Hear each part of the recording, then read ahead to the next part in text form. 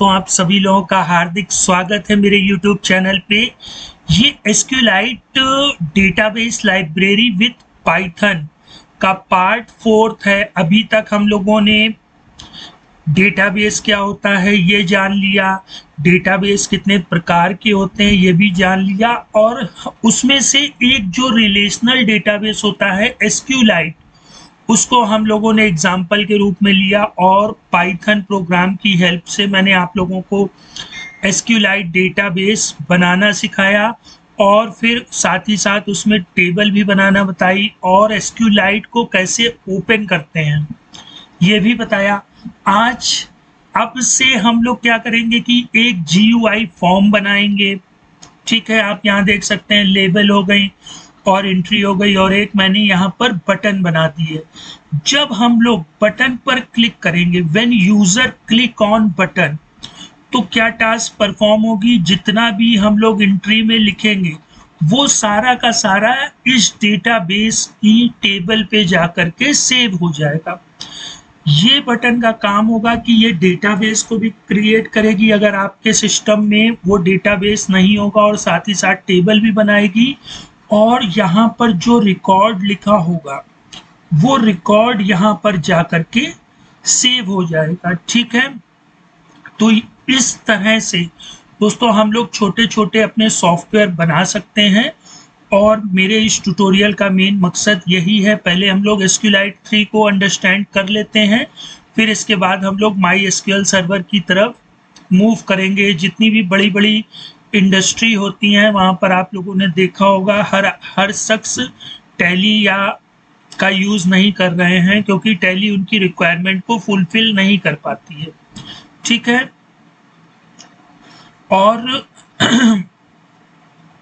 अब हम लोग इस प्रोग्राम को बनाने के लिए हमें क्या क्या चीज़ें चाहिए उनको देख लेते हैं। तो सबसे पहले हमको क्या चाहिए, GUI फॉर्म। एक GUI फॉर्म हम लोगों को बनाना होगा।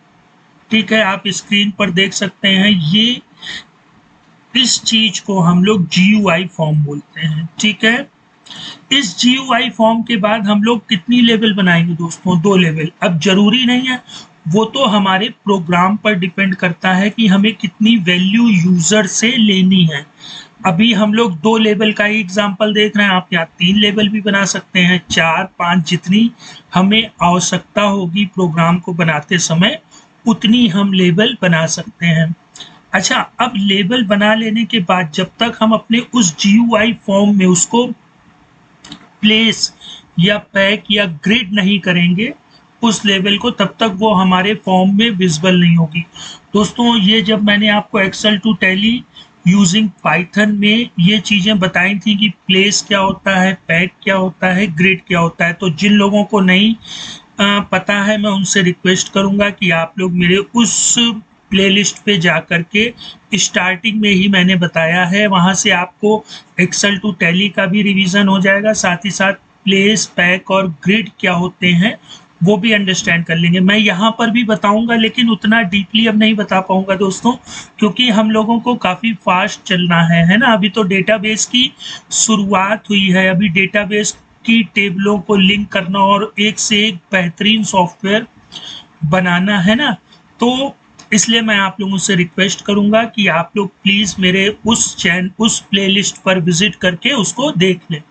अच्छा, अब जब हम लोगों ने लेबल बना ली तो अब हम लोग क्या करेंगे दोस्तों, एंट्री बॉक्स बना लेंगे। ठीक है, क्रिएट टू एंट्री। जब भाई हमने 2 लेबल बनाई हैं तो हम लोग 2 एंट्री भी बना लेंगे, और उसी तरह एंट्री को भी प्लेस, पैक या ग्रिड कर देंगे।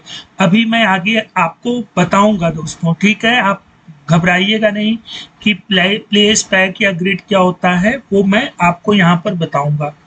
अब एक बटन बनानी है, ठीक है, जिससे कि यूजर इस पे क्लिक करे तो ये दोनों एंट्री एक डेटाबेस बन जाए और एक डेटाबेस के अंदर टेबल बन जाए, और उस टेबल में ये रिकॉर्ड जाके सेव हो जाए और एंट्री बॉक्स हमारा वापस से ब्लैंक हो जाए, ताकि हम दूसरी एंट्री को कर सकें। और फिर इसी तरह बटन को भी हम लोग प्लेस, पैक या ग्रिड कर देंगे।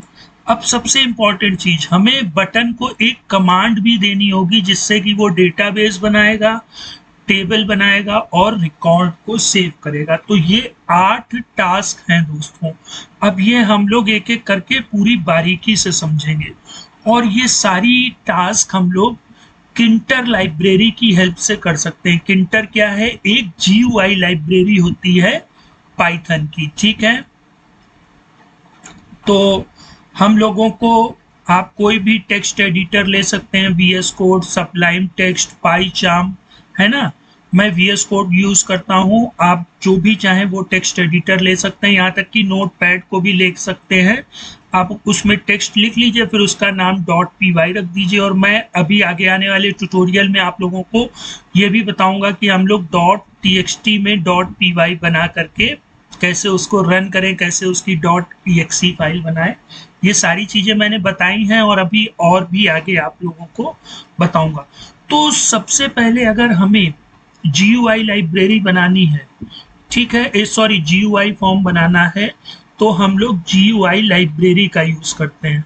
मार्केट में बहुत सी GUI लाइब्रेरी अवेलेबल है, किंटर है, कस्टम किंटर है, PyQt है ना, और भी बहुत सी हैं दोस्तों। अच्छा, हम लोगों ने इंपोर्ट किंटर HTK ले लिया।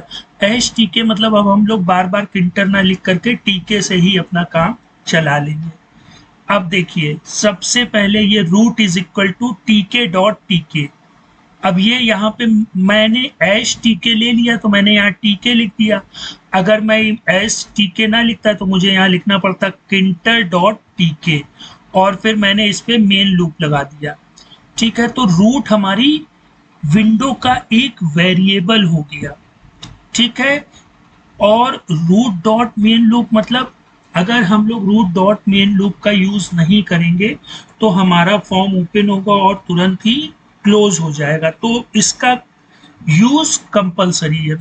फिर इसके बाद हम लोग अपनी GUI जो फॉर्म है उसमें टाइटल देना चाहें तो रूट डॉट टाइटल दे सकते हैं।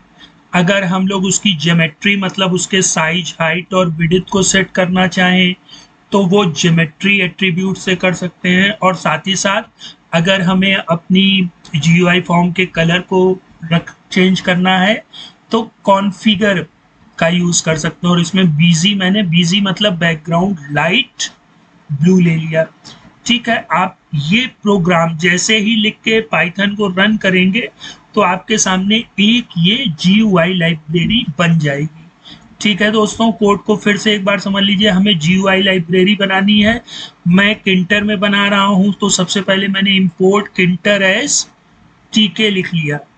अब root is equal to tk.tk, TK लिखे या किंटर लिखे, है ना। तो किंटर को हम लोगों ने HTK मान लिया तो ये tk.tk और फिर रूट डॉट मेन लूप। अगर मेन लूप नहीं लिखेंगे तो ये विंडो ओपन होके तुरंत क्लोज हो जाएगी। फिर ये देखिए, मैंने इसका टाइटल डेटा एंट्री दे दिया, इसकी ज्योमेट्री देखिए, हाइट और विड्थ मैंने 500 और 300 ले ली और इसका जो बैकग्राउंड कलर है वो लाइट ब्लू ले लिया। तो दोस्तों, हम लोगों ने इस फॉर्म में सिर्फ ये बना लिया है, ठीक है। अब हम लोग नेक्स्ट ट्यूटोरियल में लेबल, एंट्री और बटन वगैरह बनाना सीखेंगे। तो दोस्तों, आज के लिए इतना ही। अब हम लोग मिलते हैं नेक्स्ट टाइम एक बेहतरीन टॉपिक के साथ। तब तक आप लोग बने रहिए मेरे साथ, और अगर आपको ये चैनल अच्छा लग रहा है तो दोस्तों के साथ शेयर करें और चैनल को सब्सक्राइब करें। तो फिर मिलते हैं दोस्तों।